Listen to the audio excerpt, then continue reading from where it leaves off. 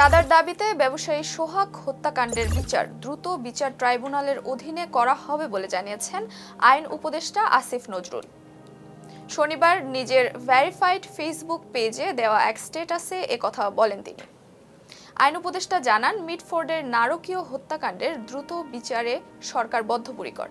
এই ঘটনার সঙ্গে জড়িত ৫ জনকে ইতোমধ্যে গ্রেফতার করা হয়েছে। পুলিশ সর্বোচ্চ গুরুত্ব দিয়ে তদন্ত শুরু করেছে। তিনি বলেন, এই পাশবিক হত্যাকাণ্ডের দ্রুত বিচার করে দৃষ্টান্তমূলক শাস্তির ব্যবস্থা গ্রহণ করা হবে। দায়ীদের বিরুদ্ধে মামলা দ্রুত বিচার ট্রাইব্যুনালে স্থানান্তর করা হবে।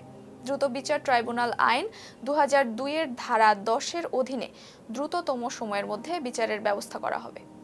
এর আগে গত ৯ জুলাই সন্ধ্যায় ব্যবসায়ী সোহাগকে ডেকে নিয়ে কুপিয়ে এবং মাথায় পাথর মেরে জনসম্মুখে হত্যা করা হয়।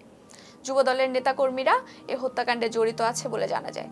রাজধানীর মিটফোর্ড হাসপাতালের সামনের এই ঘটনা সামাজিক যোগাযোগ মাধ্যমে ছড়িয়ে পড়ে।